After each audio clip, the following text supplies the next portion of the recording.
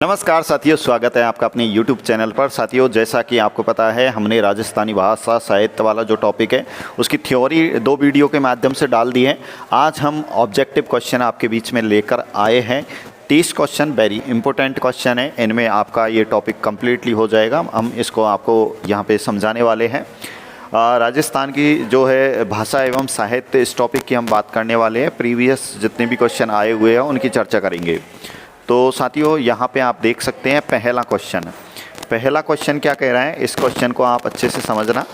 Question कह रहा है साथियों, क्वेश्चन कह रहा है कि एक तरफ आपको साहित्य दे रखे हैं, एक तरफ आपको साहित्यकार। इनका आपको युग्म जो असंगत है उसको आपको छांटना है।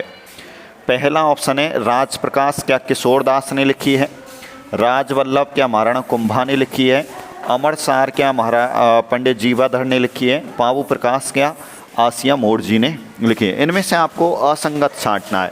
ये आप ज़रूर देखना इनमें कौन सा गलत है जिसने ग्रंथ नहीं लिखा है। तो साथियों, मैं आपको बता देता हूँ, आपको अगर राइट आंसर आता है तो आप कमेंट्स करके बाद में बता देना। साथियों, मैं बता दूं कि राज प्रकाश जो ग्रंथ है ये किशोरदास के द्वारा लिखा गया, बिल्कुल राइट है ये। लेकिन मैं बात करूं पावू प्रकाश की। साथियों, पावू जी के ऊपर लिखा गया एक ग्रंथ है, पावू जी के जीवन पर आधारित है। पावू जी के जीवन पर आधारित कोई ग्रंथ पूछा जाए तो आपको ध्यान रखना है, पावू जी के जीवन पर आधारित, उनके जीवन चरित्र पर आधारित जो ग्रंथ है पावू प्रकाश है। बिल्कुल आसिया मोड़ जी के द्वारा लिखा गया है, ये बिल्कुल राइट है, ये बिल्कुल राइट है। अमर सार जो है साथियों, ये जीवाधर ने ही लिखा है, ये भी सही है। अब मैं आपको बता दूं, जीवाधर के द्वारा ही इस राजवल्लभ ग्रंथ को लिखा गया है। इस राजवल्लभ ग्रंथ को भी जीवाधर ने ही लिखा है, ध्यान रखना है। तो इसका मतलब ये है कि महाराणा कुंभा का ये ग्रंथ नहीं है। इसका सही उत्तर ये होगा। तो महाराणा कुंभा के द्वारा कुछ ग्रंथ लिखे गए हैं, उनकी मैं आपको चर्चा कर लेता हूँ साथियों। महाराणा कुंभा ने कौन कौन से फेमस ग्रंथ लिखे हैं उनकी यहाँ पे अपन थोड़ी सी चर्चा कर लेते हैं, क्योंकि यहाँ से एग्ज़ाम में कई बार आ चुका है। देखो, महाराणा कुंभा के द्वारा एक शानदार ग्रंथ लिखा गया है जिसका नाम है संगीत राज। शायद ये पेन ठीक नहीं लगेगा।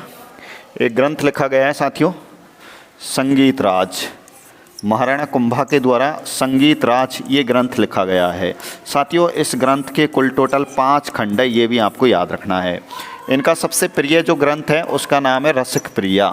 महाराणा कुंभा का सबसे शानदार जो ग्रंथ है, सबसे प्रिय ग्रंथ है, वो है रसिक प्रिया। उसके बाद इनका एक ग्रंथ आता है जिसका नाम है सूड प्रबंध। ठीक है, एक सूड प्रबंध आता है और एक इनका ग्रंथ आता है सुधा प्रबंध। ठीक है, सूड प्रबंध और सुधा प्रबंध भी इन्हीं का है। ठीक है, एक इनका शानदार ग्रंथ आता है जिसका नाम आता है एकलिंग महात्म्य। एकलिंग महात्म्य ग्रंथ भी इन्हीं के द्वारा लिखा गया है। एकलिंग महात्म्य ग्रंथ, और भी कई ग्रंथ लिखे हैं, मैं आपको बता दूं ये महाराणा कुंभा के कुछ फेमस ग्रंथ हैं। क्योंकि महाराणा कुंभा सभी चीज़ों में जो है एक्सपर्ट था, उसको विद्वान कहा जाता है, विद्वानों का विद्वान कहा जाता है, कई विद्वानों का आश्रय दिया था। इनका वास्तुकार आपने देखा होगा, मंडन था, इसने कुंभलगढ़ दुर्ग की जो है स्थापत्यकार उसको माना जाता है। तो ऐसे कई इन्होंने ग्रंथ लिखे हैं। महाराणा कुंभा के बारे में आपको थोड़ा सा ध्यान रखना है। तो यहाँ तक की बात कंप्लीट होने के बाद अपन नेक्स्ट अगले क्वेश्चन पे चलते हैं साथियों। हालांकि अगला क्वेश्चन 2 नंबर का ये सेम टू सेम कॉपी हो गया है, तो 3 नंबर के क्वेश्चन पे हम चलेंगे। 3 नंबर का क्वेश्चन आप देखिए क्या कह रहा है। 3 नंबर का क्वेश्चन कह रहा है साथियों कि भारतीय प्राचीन लिपिमाला के प्रसिद्ध लेखक कौन है। मतलब भारतीय प्राचीन लिपिमाला के जो है राइटर किसको माना जाता है। ये ग्रंथ किसने लिखा है। क्या गौरी शंकर हीराचंद ओझा ने लिखा है, क्या रामकरण आसोपा ने लिखा है, या विश्वेंद्र नाथ ने लिखा है, या मुनि जिन विजय ने लिखा है। तो आप इसका आंसर जानते हैं तो दीजिए साथियों। अगर नहीं आता है तो मैं आपको बता दूं, इसका जो सही उत्तर होगा वो गौरी शंकर हीराचंद ओझा होगा। गौरी शंकर हीराचंद ओझा ने साथियों और भी कई ग्रंथ लिखे हैं। भारतीय प्राचीन लिपिमाला तो लिखी थी। आपको मैं बता दूं, ये जो राइटर हैं ये कहाँ के निवासी थे, तो आपको याद रखना है, ये सीकर के निवासी थे, रोहिला गाँव। ठीक है, रोहिड़ा कह दो चाहे रोहिला गाँव कह दो, रोहिला ये सीकर के निवासी थे। इनके कुछ फेमस ग्रंथ आते हैं, जैसे कि इन्होंने सीकर का इतिहास लिखा था, सीकर का इतिहास। ठीक है। सीकर का इतिहास इन्होंने लिखा था साथियों। इन्होंने जो है राजपूताने का इतिहास लिखा था, एक ग्रंथ राजपूताने का इतिहास भी लिखा है इन्होंने, राजपूताने का इतिहास, ठीक है। और कौन सा ग्रंथ लिखा है साथियों, इन्होंने वीर शिरोमणि महाराणा प्रताप के ऊपर भी ग्रंथ लिखा है, जिसे वीर शिरोमणि प्रताप कहा जाता है। ऐसे कई ग्रंथ लिखे हैं। गौरी शंकर हीराचंद ओझा की कुछ खास बातें और मैं आपको बता देता हूँ। आपने राजस्थान के इतिहास के पिता का नाम सुना होगा, जिसका नाम आता है colonel James Tod. Colonel James Tod ने जो ग्रंथ लिखा था उसका नाम आपको सबको पता है, द एनाल्स एंड एंटिक्विटीज, ठीक है। इनके जो फेमस ग्रंथ है उसका नाम आता है साथियों the annals and antiquities, the annals and antiquities of Rajasthan, antiquities of Rajasthan. ये जो ग्रंथ आता है साथियों, इसका सबसे पहले हिंदी भाषा में अनुवाद किया था। इस ग्रंथ का सबसे पहले हिंदी भाषा में अनुवाद किया था और इसी ग्रंथ में हमारे राजस्थान के 3 नाम मिलते हैं, ठीक है। इसी ग्रंथ में आपको ध्यान रखना है, हमारे राजस्थान के 3 नाम मिलते हैं साथियों। 3 नाम कौन कौन से मिलते हैं वो मैं आपको बता देता हूँ। इसी में हमारे राजस्थान को नाम दिया गया है रायथान, इसी में हमारे राजस्थान को नाम दिया गया है रजवाड़ा, और इसी में हमारे राजस्थान को नाम दिया गया है राजस्थान। तो ये पेपर में पूछा गया है, फर्स्ट ग्रेड में ही आया है कि राजस्थान शब्द को देने वाला पहला इतिहासकार कौन था। तो साथियों मैं आपको बता दूं, पहला इतिहासकार यही कर्नल जेम्स टॉड था और इसने मुहनोत नैन्सी के ग्रंथ, ठीक है ना, मुहनोत नैन्सी के ग्रंथ का भी हिंदी में अनुवाद किया था, हिंदी में अनुवाद किया था। कोई नहीं, लगा दीजिए, है ना। तो हिंदी में अनुवाद किया था कर्नल जेम्स टॉड और मुहनोत नैन्सी के ग्रंथों को, ठीक है, याद रखना है अच्छे से। तो इस तरीके से इनके बारे में आपको याद रखना है साथियों। गौरी शंकर हीराचंद के बारे में मैंने आपको बता दी। रामकरण आसोपा, मैं बता दूं रामकरण आसोपा के बारे में भी बता देता हूं साथियों। इन्होंने भी जो है एक ग्रंथ लिखा था साथियों, मारवाड़ का इतिहास। मारवाड़ का इतिहास जो ग्रंथ लिखा था वो किसने लिखा था, इसी ने लिखा था।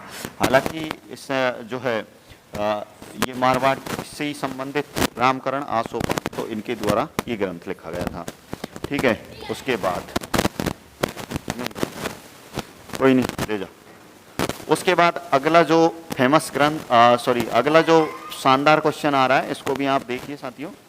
क्या क्वेश्चन है आप देखिए कि बिज्जी के नाम से, किस नाम से भाई, बिज्जी के नाम से, ठीक है, अच्छे से याद रखना है। बिज्जी किस साहित्यकार का उपनाम है, मतलब किस साहित्यकार को बिज्जी के नाम से जाना जाता है।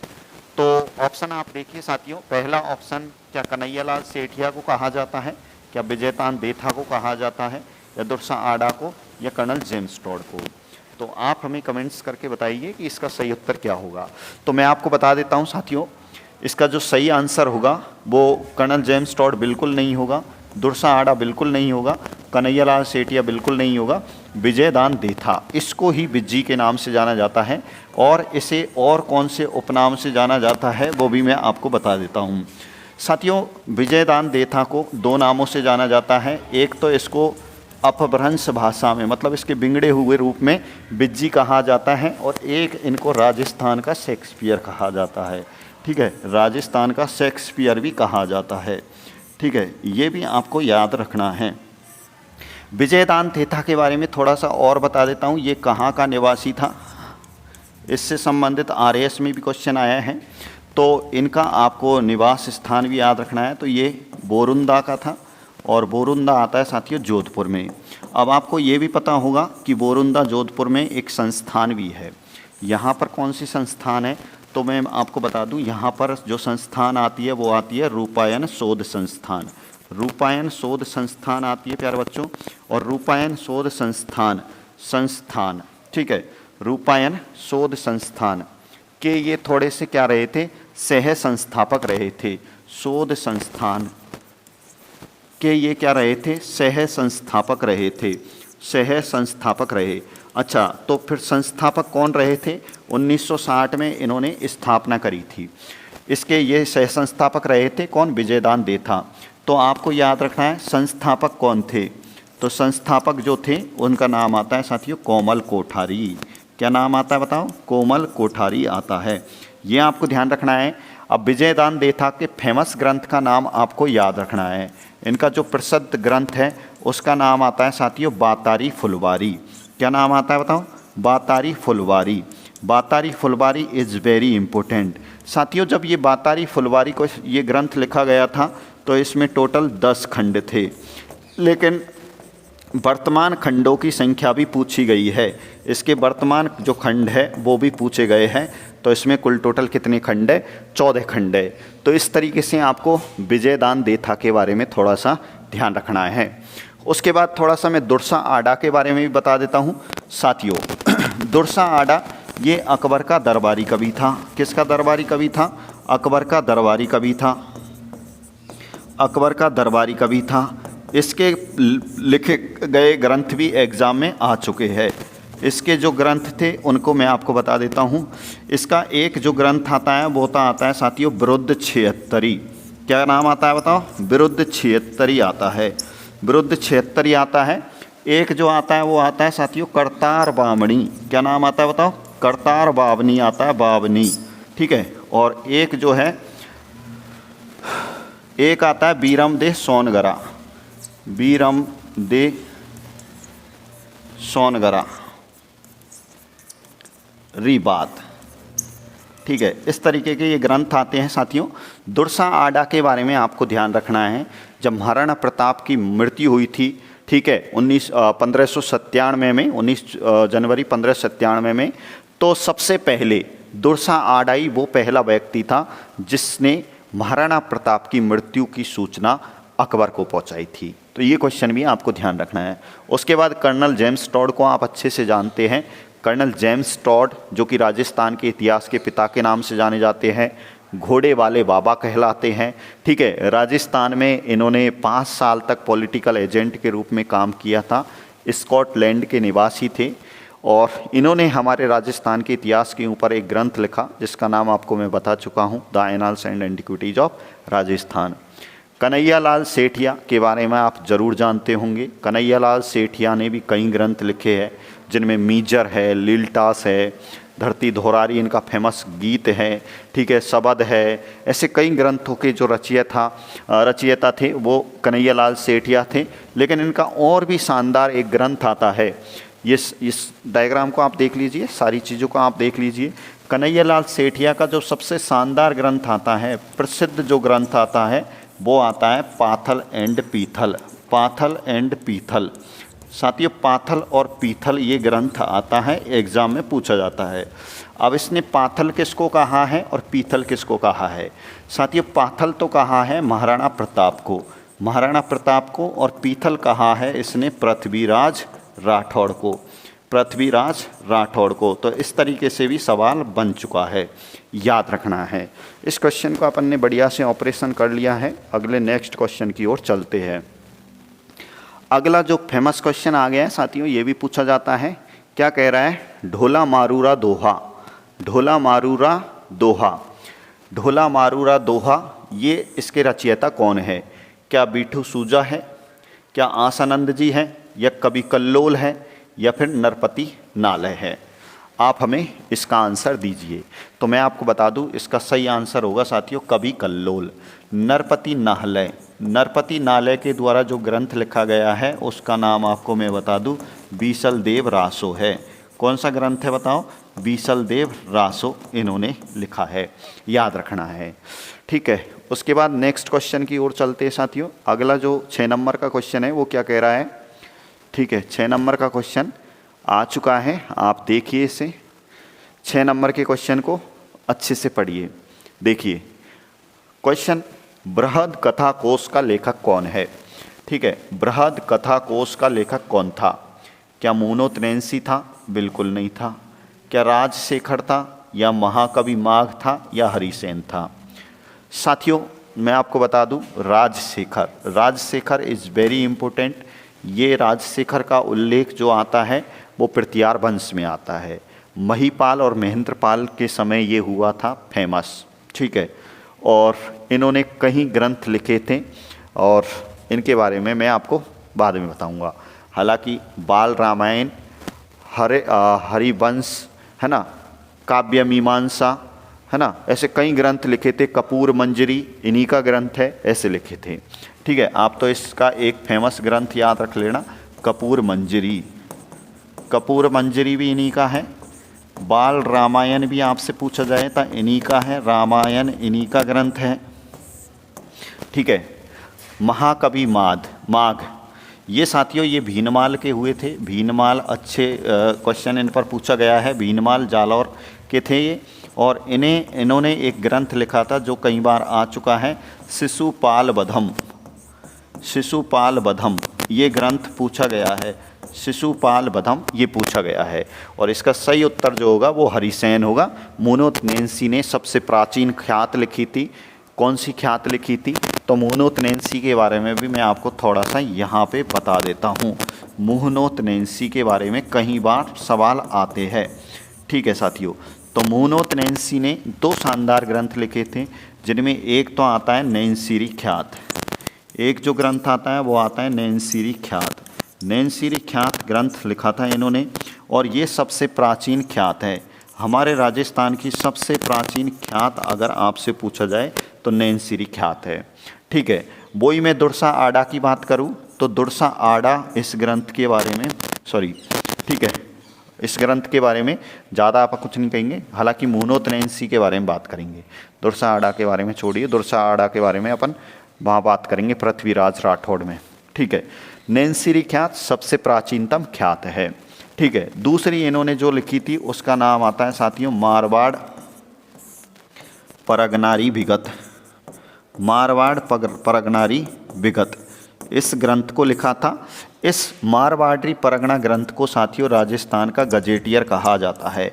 राजस्थान का क्या कहा जाता है? गजेटियर। राजस्थान का क्या कहा जाता है? गजेटियर कहा जाता है। इसको ध्यान रखना है। मोनोत्नेंसी के बारे में भी बता देता हूँ साथियों। मुंशी देवी प्रसाद जी आते हैं, और मुंशी देवी प्रसाद इनके बारे में क्या बोलते हैं? मुंशी देवी प्रसाद इनको बोलते हैं राजपूताने का अबुल फजल। मुंशी देवी प्रसाद इनको क्या बोलते हैं बताओ? राजपूताने का अबुल फजल। ठीक है, राजपूताने का अबुल फजल, राजपूताने का अबुल फजल। ठीक है, यहीं पे लिख देता हूँ, राजपूताने का अबुल फजल किसको कहा जाता है? तो मोनोत्नेंसी को कहा जाता है। तो मोनोत्नेंसी के बारे में भी हमने कंप्लीट बात कर ली है। इस प्रकार से आपको थोड़ा सा ध्यान रखना है। ठीक है, तो ये याद रख लीजिए। अगला जो शानदार क्वेश्चन आपके लिए हम लेके आए हैं, 7वें नंबर का क्वेश्चन है साथियों। एक तरफ आपको हमने साहित्य दे रखे हैं, साहित्यिक रचना दे रखी है, एक तरफ साहित्यकार के नाम दे रखे हैं। आप हमें कमेंट्स करके बताइएगा इसका सही उत्तर क्या होगा। क्या वीर सतसई जो ग्रंथ है वो सूर्यमल मिश्रण ने लिखी है? क्या बातारी फुलवारी ये चंद्र प्रकाश देवल ने लिखी है? क्या चेतावनीरा च्यूंगट्या केसरी सिंह बारट ने लिखी है? ढोला मारूरा दूहा क्या कवि कल्लोल ने लिखा है? इसका सही उत्तर क्या होगा आप कमेंट्स करके बताइए। देखो साथियों, सूर्यमल मिश्रण के बारे में मैं आपको बता देता हूँ। ये बूंदी से थे, और बूंदी के एक शासक हुए हैं, शासक जिसका नाम आता है राम सिंह हाडा। राम सिंह हाडा के ये दरबारी कवि थे, कई बार एग्जाम में आ चुका है। ठीक है, सूर्यमल मिश्रण के द्वारा वीर सतसई ग्रंथ भी लिखा गया था, और एक जो ग्रंथ लिखा गया है साथियों इनके द्वारा वो वंश भास्कर भी इन्हीं के द्वारा लिखा गया है। अच्छे से याद रखना। बातारी फुलवारी ये जो ग्रंथ है साथियों, बातारी फुलवारी अभी मैंने आपको बताया था, ये जो ग्रंथ है ये विजयदान देथा ने लिखा है। विजयदान देथा ने लिखा है, तो गलत युग्म हमें छांटना है, तो ये गलत हो गया। चेतावनी च्यूंगट्या ये केसरी सिंह बारहट्ट ने लिखा है, बिल्कुल राइट है। केसरी सिंह बारहट्ट के बेटे का नाम प्रताप सिंह बारहट्ट, नाम आपने सुना होगा। केसरी सिंह बारहट्ट ने चेतावनी च्यूंगट्या में कुल टोटल 13 सोरठा लिखे थे। कितने सोरठा लिखे थे? 13 सोरठा। ठीक है, जब महाराणा फतेह सिंह के ये दरबारी कवि थे, महाराणा फतेह सिंह के पूछ लिया जाए, शंभू सिंह का पूछ लिया जाए, सज्जन सिंह का पूछ लिया जाए, केसरी सिंह। ठीक है, तो ये किसके दरबारी कवि थे? फतेह सिंह के। फतेह सिंह के दरबारी कवि थे। जब महाराणा फतेह सिंह 1903 में दिल्ली दरबार का आयोजन किया जा रहा था तो लॉर्ड कर्जन के द्वारा, किसके द्वारा? लॉर्ड कर्जन के द्वारा इनको इनविटेशन कार्ड भेजा गया था। तो ये जा रहे थे क्यों जा रहे थे दिल्ली में? लॉ एडवर्ड सप्तम, जो कि इंग्लैंड का राजकुमार था, एडवर्ड सप्तम, उसके स्वागत के लिए दिल्ली दरबार का आयोजन किया गया था। उस समय हमारे भारत में साथियों अकाल पड़ रहा था, पैसे को जो है पानी की तरह बहाया जा रहा था, बहुत ज़्यादा भुखमरी फैल रही थी। एक तरफ भुखमरी फैल रही है और एक तरफ पैसा बहाया जा रहा है बुरी तरह। तो ऐसी जो चीज़ें थी साथियों वो हो रही थी हमारे इंडिया में। तो केसरी सिंह बारहट ने अपने 13 सोरठान के माध्यम से इसकी खोई हुई स्वामी भक्ति जगाई थी और उसके बाद इसका मन बदल गया था और ये दिल्ली दरबार में शामिल नहीं हुआ था, वापस आ गया था। तो इस तरीके के ये सोरठान आपने पढ़े होंगे, सुने होंगे। उसके बाद अगला जो क्वेश्चन है वो आप देख लीजिए साथियों। राजस्थान की भाषा के लिए सबसे पहले राजस्थानी शब्द का प्रयोग, सबसे पहले राजस्थानी शब्द का प्रयोग किसने किया?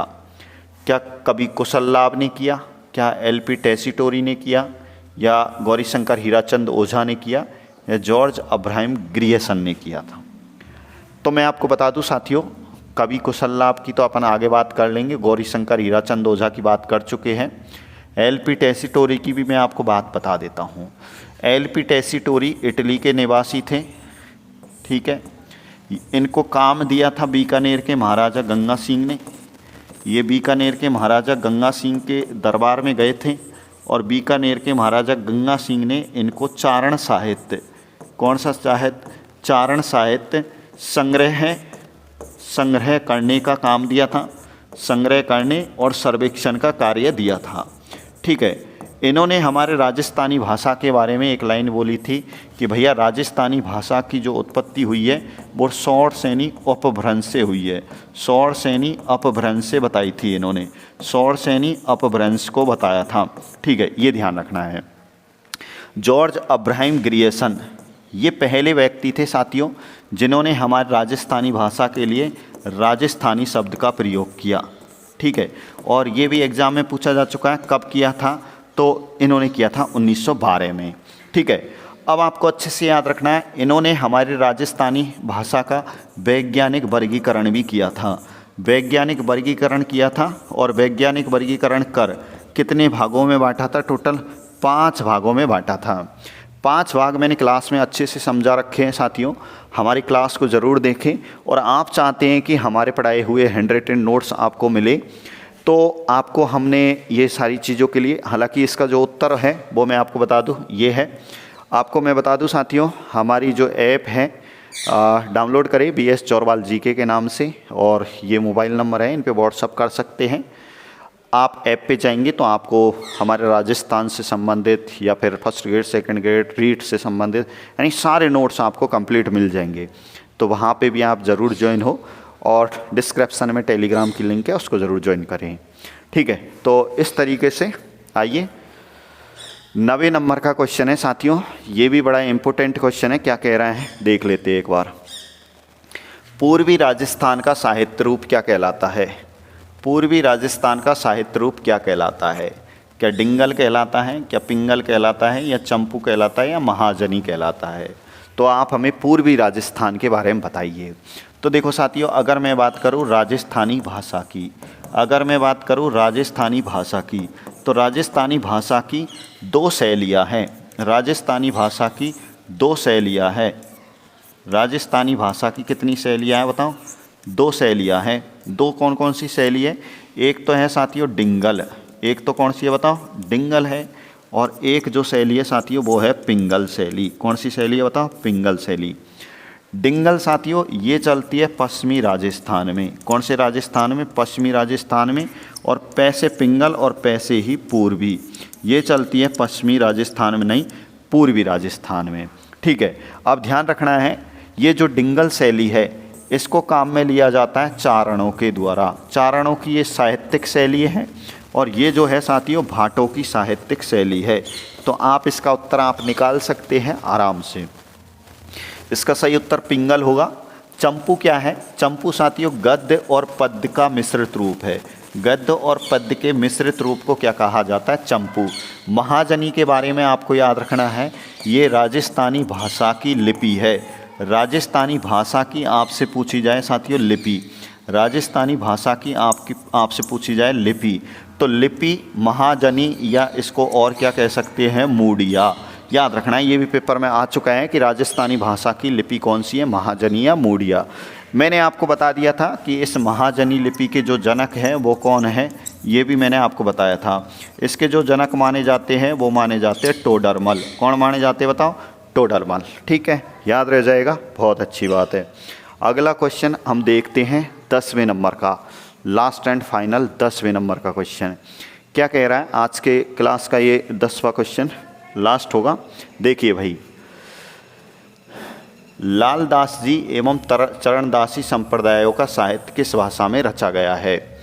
तो आपको पहले तो ये पता होना चाहिए साथियों कि ये लालदास जी और चरणदास जी, हालांकि इनके बारे में जब हम साहित्य संत वाला टॉपिक पढ़ेंगे तब हम क्लियर बात करेंगे।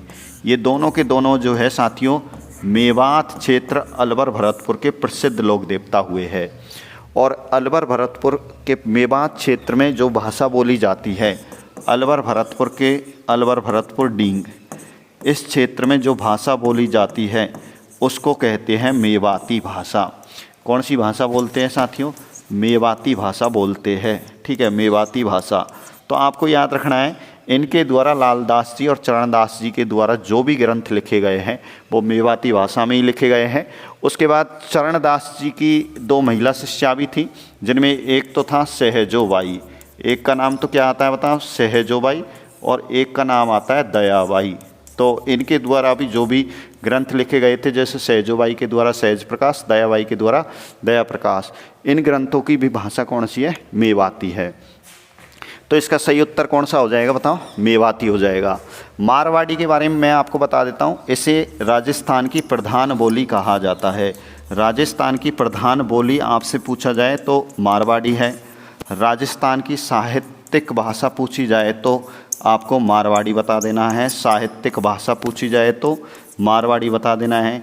और राजस्थान की आपसे पूछी जाए कि मानक बोली कौन सी है, तो इसका उत्तर भी यही है। और राजस्थान की आपसे पूछी जाए कि प्राचीन बोली कौन सी है, राजस्थान की प्राचीन बोली कौन सी है, तो वो भी मारवाड़ी है।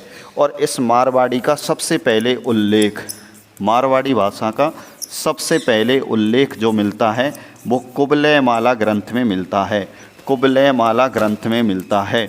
और कुबलय माला ग्रंथ की रचना किस भाई साहब ने की थी? तो इसका जो सही उत्तर आएगा वो आएगा उदोतन सूरी। उदयतन सूरी के ग्रंथ कुबलय माला में ही कुल टोटल मरु भाषा सहित 18 भाषाओं का उल्लेख मिलता है। कुल कितनी भाषाओं का उल्लेख मिलता है? 18 भाषाओं का। तो मरु भाषा का सबसे पहले लिखित उल्लेख इसी कुबलय माला ग्रंथ में मिलता है। ठीक है, ढूंढाड़ी की अगर मैं बात करूं तो साथियों ये ढूंढाड़ी जो है कहाँ कहाँ बोली जाती है? तो ये जयपुर में बोली जाती है, दौसा में बोली जाती है, उसके बाद किशनगढ़ में ये बोली जाती है। ठीक है, उसके बाद अजमेर में ये बोली जाती है और कुछ भाग के टोंक पे भी ये बोली जाती है। मेवाती आपको ध्यान रखना है, अलवर में बोली जाती है, भरतपुर में बोली जाती है, डींग में बोली जाती है, और आपको इस तरीके से मेवाती याद रखना है। तोरावाटी, तोरावाटी के बारे में याद रखना है साथियों, ये सीकर के पूर्वी भाग में तथा सीकर के पूर्वी भाग में बोली जाती है। ठीक है, उसके बाद झुंझुनू के पश्चिमी भाग में बोली जाती है, ये पश्चिमी भाग में। और उसके बाद जयपुर के उत्तरी भाग में, जयपुर के कौन से भाग में बोली जाती है? उत्तरी भाग में बोली जाती है। कौन सी? तोरावाटी, ध्यान रखना है।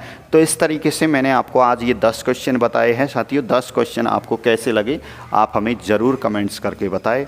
इसी प्रकार आपके लिए हम डेली क्लास लाते रहेंगे। अगर क्लास अच्छी लगती है तो साथियों आप क्लास को लाइक करें, ज़्यादा से ज़्यादा लोगों तक ज़रूर पहुँचाएँ। जय हिंद, जय भारत, धन्यवाद।